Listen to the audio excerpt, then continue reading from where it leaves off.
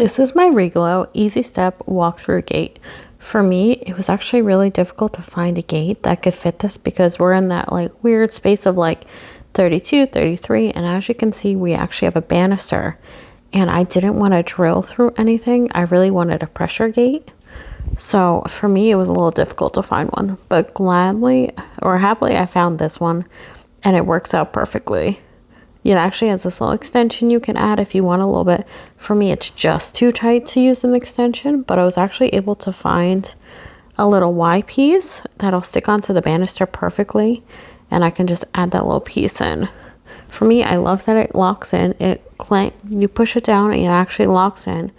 And my kids, even though they really rattle it, they've never knocked it down, which super happy because I have 2 toddlers and they are at the stage of adventuring everywhere.